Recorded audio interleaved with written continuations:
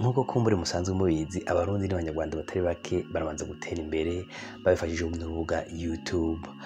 Muri ino video rero ngomba kubereka uburyo butandukanye bakoresha mu kuronka amafaranga babicishije muri YouTube kugira nyimbuse umugambi wo kuzohava utangura muri kazoza na YouTube cyangwa imbuza waratanguye ariko utaragera kure ugikeneye ama information yo gufasha gushika iyo uja mu mwanya mwiza cyangwa kumbure usanzwe ufise ibindi bikorwa usanzwe ufise ukabukeneye kwagura amasoko. Iyi ni video rero bishaka kuraba neza nyimbure interesse n'ije muje kukubwira kuko nza kukwereka neza uko babigenza nkoresheje akarero ka chaîne iza inimonetize uruza kubona uko bigenda step by step.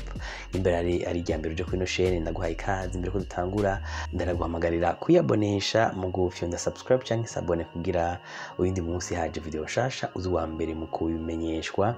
Tudasevye rero kadutangura video yacu. Wowe uri mu bantu benshi afite indoto yo gutanga gukora akazi muhira canke kwagura amasoko y'ibyo basanzwe bakora bifashijwe n'urubuga YouTube. Hamwe wowe uri umwe muri bo udusaba umubonano kuri WhatsApp canke ukadusanga dukorera tugufasha igikorwa nyamukuru cyo gucagura niche canke intumbero ugomba guha channel canke chaîne yawe tukagufasha kuyubaka. Turakwigisha uburyo bwiza bwo optimiza ama video yawe maze gutanga kuronka ama views bidatevye, tukaguha ama outil canke ibikoresho uzogenda ukenera muri urwo rugendo, ndetse tukanagukurikirana muri urwo rugendo gushika utanguye kwinjiza amafaranga. Vyose tukabigufasha igiciro kitavuna. Iga, menya, imbura na YouTube.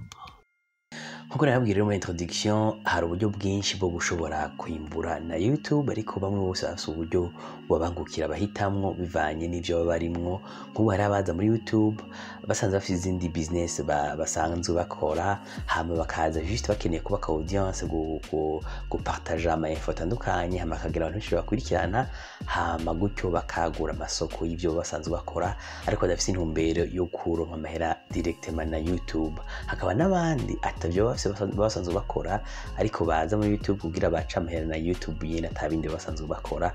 Nubwo rero muri no video ndabereka uburyo butatu. Uburyo bwa mbere ndabereka no buryo bukunzwe gukoresha n'amashine abaramaze gutera imbere abaramaze kugera kuri nka za Freemax n'izindi zose. Nubwo rero twokwita brand deals mu rurimi rw'icyongereza aho ama business yandi agushikira mu gihe uzufise audience ifadika baraguhambye hama bakavugana mugasenyana kontra hama iyo bafise bishasha muri entreprise yabo ugaheza ukabivuga kuri chaîne yawe ukabipartage abantu bawe bakamimenya. Nk'urugero ngaha ku Ihuriro TV urabona yuko bashira habona coordonnées zabo nimero ya telefone hama ukaba ukeneye ufise ibihayanisho muri entreprise yawe urabandikira mubona ko ari nimero ya WhatsApp hama gatunganya ka video gato nka 30 secondes cyangwa 20 secondes kavuga ibiri kurahanisha cyangwa kuragirira publicité hama barigeze bakagacishamwe mu video baba ariko baraposta buri munsi. Nk'akarorero reka turabe video imwe ngaha nk'akarorero katurabe nk'iyi n'urugero urashobona ko twuguruye hahera ku ga publicité k'abantu ba entreprise icuruza amatelefone. Reka ndakuyugurure gato.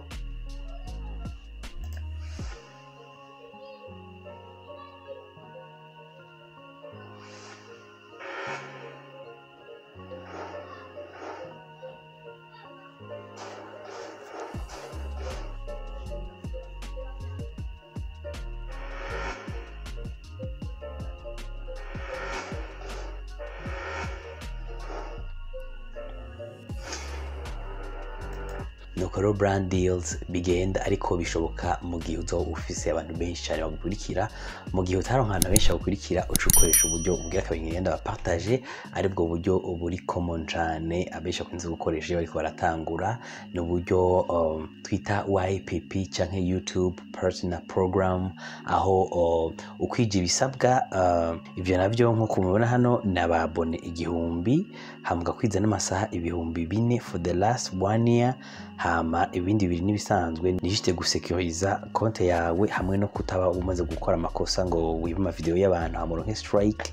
No kuvuga hanini bihambaye ni bibiri ababone 1000 n'aya masaha 2400 umaze kuyikwiza ucu create konte ya Google AdSense. Ibimeze nk'uko mubona hano Google AdSense iyo kubafise ama application kuri Play Store cyangwa bafise ama site web bari monetize cyangwa ama chaîne ya YouTube bose amahera yabaca hano kuri Google AdSense. No ucikre hamwe gacu connecta chaîne yawe ya YouTube ukayikonekta na Google AdSense, hama amahera yawe bakaza barayarungika kuri AdSense account yawe, hama nawe ugaheza ukayatransfera kuri konti yawe lokale. Nk'akarorero iyi shene iyindi shene dufise yitwa Armstrong TV, urabona ko iri monetize par exemple gutyo, urabona ko ama video ngaho urabona yuko monetization ibiri on. Mu gihe utaraja muri iyo YPP YouTube Partner Program, nta ufise option yuko uactiva ama publicité yawe. Iyo shene yawe ama ads cyangwa ama publicité ari active, nk'akarori kanugurure video imwe nk'iyi par exemple, kanje kuri monetization, urabona ko baba baguha option yo gushobora gucagura nyuma ukeneye ko ku ma video yawe hacako display ads n'izijya publicité uriko iyo umuntu ariko arabira ku mashine bashira ku ruhande zikabonekana ziri ku ruhande, canke overlay ads zijya ziza hagati muri video, naza ko mubanza kuzibona uri kuraraba zikaguciramwo zikacamwo, hamwe n'ubundi bwoko bwose umva uraheza ukaactiva. Hamwe ikindi naco nk'iyi video rero ifise 11 minutes, ni kuvuga iyo video ishikana 8 minutes baraguha option yo gushobora wewe nyine ugaplasa aho ama ads ushaka kwaja. Akarero nugure ngaha kuri manage mid rolls, ubona yuko twaplashije aho dukeneye ko ma publicité aca along the video, ariko video ifise moins de 8 minutes haraheza hakajaho publicité imwe ngaha n'inyuma gusa, kandi nta option ufise yo kuziplasa wonyene manuellement. Nico gituma abenshi ukunze kubona bashiraho video z'iminota 8 kurenga ko rugira baronke agashahara ka kisununuye. Ni nka kugera kwa televiziyo isanzwe rukari uraziko canke radio isanzwe uraziko baragira ibiganiro bitandukanye, hama akagira bagira pause publicité bagacishaho ama publicité. Bisa n'ivyo no ku YouTube, abantu bariko baraba ibintu vyawe mu gihe wagiye muri YPP haraza haracamo ama publicité rimwe na rimwe ajanye n'ivyo baba bamaze imisi barondera baraba. Hakarero nako yari ifise 11 minutes, reka ndabe ifise iminota mike muca mubona ivyo ndavuga, kandabe ya ifise mwendo reka ngire nk'ifise 3 minutes ngaha kuri monetization. Urabona yuko ya option ngaha muyo ngaha munsi itwemerera gushiramo publicité tukayaplasa twebwe nyene, nako itayihari ngaha, nako itari clickable, nako cyo twandikira ngo only videos longer than 8 minutes are eligible for ads during videos. Bizigora ko bariko bavuga ko video zifise iminota 8 gusa arizo zemerewe gushiramo ama publicité hagati na hagati, no kuvuga video ya 7 minutes ikizana amahera make cyane papura video ya 8 minutes. Ariko hari n'ibindi bituma byinshi bishaka gutuma muri ko mukora ku YouTube mwese kandi mufise chaîne zimeze nk'izingana, ariko ugasanga muri ko yinjiza amahera menshi gusumba uwundi.